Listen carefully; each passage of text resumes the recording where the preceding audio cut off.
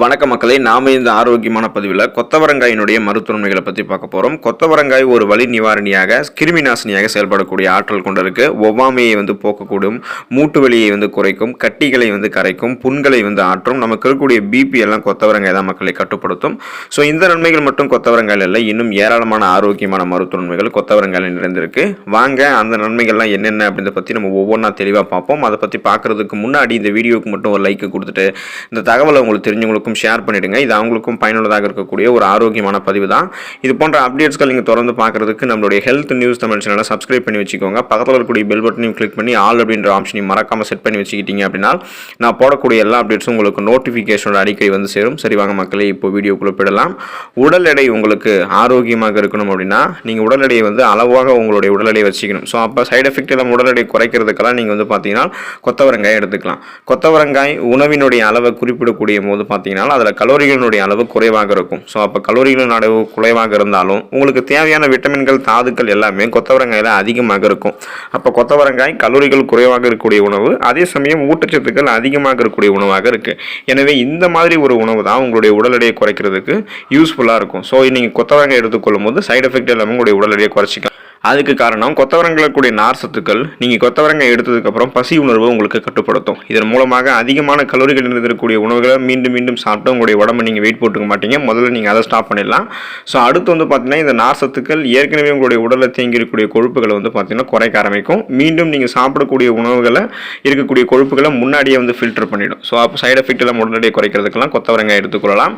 ரத்த சோகை சார்ந்த பிரச்சனை தீர்வதற்கு கொத்தவரங்காய் எடுத்துக்கலாம். உடலினுடைய அனைத்து உறுப்புகளினுடைய சீரான செயல்பாடுகளுக்குமே, உடல் ஆரோக்கியமாக சிறப்பாக இயங்குறதுக்கெல்லாம் உடலில் ரத்த ஓட்டம் சரியாக இருக்கணும். ஸோ எந்த விதமான தடையும் இல்லாமல் நம்மளுடைய ரத்த ஓட்டம் இருக்கும்போது தான் அன்றாடம் நம்மளுடைய உறுப்புகள்லாம் சீராக செயல்பட ஆரம்பிக்கும். ஏன்னா ரத்தம் தான் நம்மளுடைய உடலில் இருக்கக்கூடிய அனைத்து பாகங்களுக்குமே ஆக்சிஜனை கடத்தி செல்லும். அப்போ அந்த ஆக்சிஜன் எல்லா இடத்துக்கும் போகும்போது தான் என்ன பண்ண முடியும்னா நம்ம கரெக்டாக ரெஃப்ரெஷ்மெண்ட்டாக இருப்போம், நம்மளுடைய உடலில் ஆரோக்கியமாக இருக்கும்.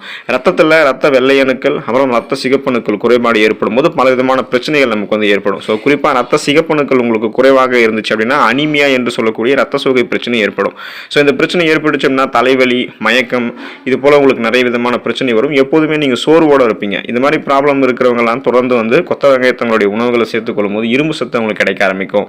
இரும்பு சத்து கிடைக்கும் போது ரத்த அணுக்கள் அதிகரிக்கப்படும். குறிப்பாக ரத்த சிகப்பு அணுக்கள் அதிகரிக்கப்பட்டு ரத்தத்தில் இருக்கக்கூடிய புரதமான ஹீமோகுளோபின் என்று சொல்லக்கூடிய புரதம் பார்த்தீங்கன்னா அதிகரிக்கப்படும். அப்போ அது லெவலாக வரும்போது என்ன பண்ணும் அப்படின்னா இந்த ரத்த சோகை பிரச்சனைகள் நமக்கு கியூர் ஆகிடும். ஸோ அதுக்கு நம்ம பார்த்தீங்கன்னா மீண்டும் நம்மளுடைய உணவுகளை கொத்தவரங்காய் எடுத்துக்கலாம். கொத்தவரங்காய் நார் சத்து இருந்திருக்கு அப்படின்றதால பலவிதமாக நார் சத்து இல்லாமல் போகிறதால நமக்கு என்னென்ன பிரச்சனைகள் ஏற்படுதோ அது எல்லாத்தையுமே கொத்தவரங்காய் நம்ம சாப்பிடும்போது கியூர் பண்ணிக்கலாம். நம்ம சாப்பிடக்கூடிய உணவில் ஃபைபர் என்று சொல்லக்கூடிய நார் சத்து இருக்கிறது மிகவும் அவசியம். ஸோ அந்த மாதிரி நார் சத்து இருக்கக்கூடிய உணவுகளை தான் நம்ம எடுத்துக்கணும். அதுதான் நமக்கு ரொம்ப ரொம்ப ஆரோக்கியம். நார் சத்து உடம்புல இருக்கக்கூடிய தேவையற்ற கொலஸ்ட்ரால்களை குறைக்கிறதுக்கு உதவிகரமாக இருக்கும். மேலும் கொத்தவரங்காயில் இருக்கக்கூடிய நார் சத்துலாம் பார்த்தீங்கன்னா அதிக அளவு புரதச்சத்துக்கள், கார்போஹைட்ரேட்டுகள், தாதுக்கள் மற்றும் கரையக்கூடிய நார் சத்துக்களை கொண்டிருக்கிறதால நமது உடலை ஆரோக்கியமாக வைத்துக் கொள்வதற்கெல்லாம் நார் சத்து உதவிகரமாக இருக்கும். எந்த விதமான சீரற்ற குடல் இயக்கம், மலச்சிக்கல், செரிமானம் சார்ந்த பிரச்சனைகளும் இல்லாமல் நலமோட நம்ம இருக்கலாம். நோய் எதிர்ப்பு சக்தி திறனை கொத்தவரங்காய் நமக்கு அதிகரிக்கும். அன்றாட நாம வெளியில் செல்லும் போது பல வகையான நோய் கிருமிகளினுடைய தாக்குதல்களை எதிர்கொள்றோம். இப்படிப்பட்ட கிருமிகளால் நமக்கு நோய்கள் ஏற்படாமல் பாதுகாக்கிறது நமது உடலினுடைய நோய் எதிர்ப்பு திறன் தான். கொத்தவரங்காய் உணவுகளில் அதிகம் சேர்த்து வந்தோம் அப்படின்னா அது நமது உடலில் இருக்கக்கூடிய நோய் எதிர்ப்பு சக்தியை அதிகப்படுத்தி நோய்கள் நம்ம பாதுகாக்கும்.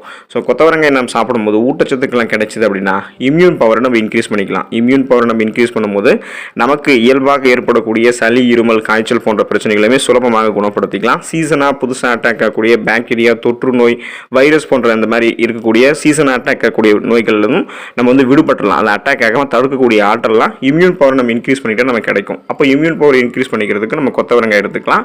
சரும நலன் மேம்படுவதற்கு கொத்தவரங்காய் எடுத்துக்கலாம். நமது சருமம் எனப்படக்கூடிய அந்த வெளிப்புற தோல் நமது உடலை பாதுகாக்கிறதோடு நமக்கு ஒரு அழகிய தோற்றத்தையும் தருகிறது.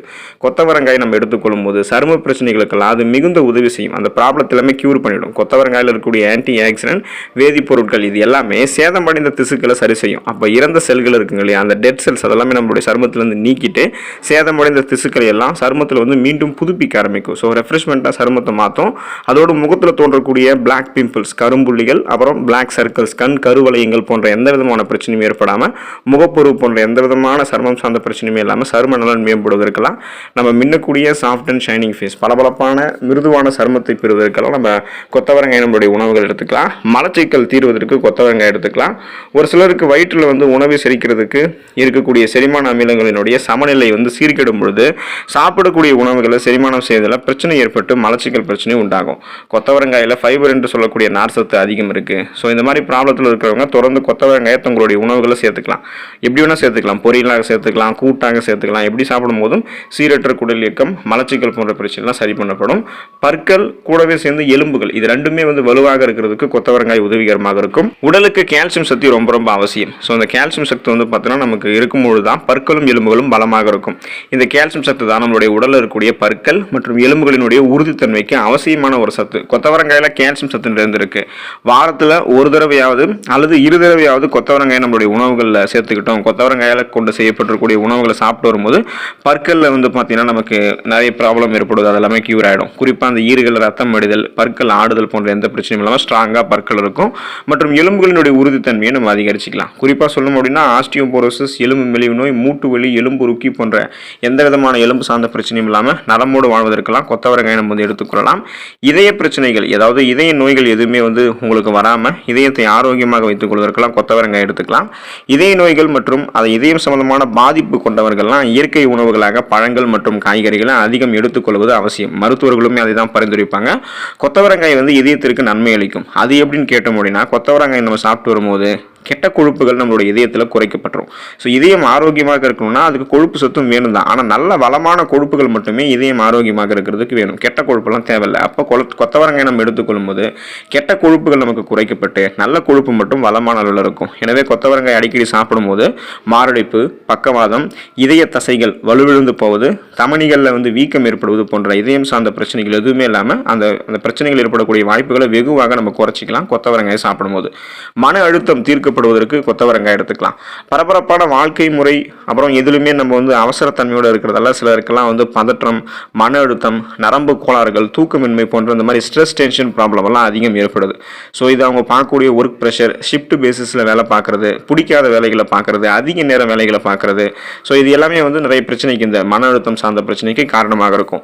இவங்கெல்லாம் என்ன பண்ணலாம் அப்படின்னா கொத்தவரங்காய் எடுத்துக்கலாம். கொத்தவரங்காயில் நரம்புகளை வலுப்படுத்தக்கூடிய சத்துக்கள் அதிகம் இருக்குது. எனவே இந்த செரட்டோனின் மற்றும் டோபமைன் போன்ற ஸ்ட்ரெஸ் ரிலீஃப் ஹார்மோன்களை சுரக்க வைத்து உங்களுக்கு வந்து என்ன பண்ண முடியும்னா அந்த நரம்புகள் சார்ந்த பிரச்சனையாக இருக்கக்கூடிய இந்த மன அழுத்தம், ஸ்ட்ரெஸ், டென்ஷன் இதெல்லாமே உங்களுக்கு எதுவுமே இல்லாமல் உங்களை ரிலாக்ஸ் பண்ணிவிடும். கொத்தவரங்காய் சாப்பிடும்போது நீங்கள் கொத்தவரங்காய் சாப்பிட்டீங்கன்னா உடல் மற்றும் மனநலன் சேர்ந்தே உங்களுக்கு மேம்படும். உடலும் ஆரோக்கியமாக இருக்கும், மனநலமும் உங்களுக்கு ஆரோக்கியமாக இருக்கும். எனவே நீங்கள் உங்களுடைய மன அழுத்தத்தை தீர்த்து கொள்வதற்கு கொத்தவரங்காய் எடுத்துக்கலாம்.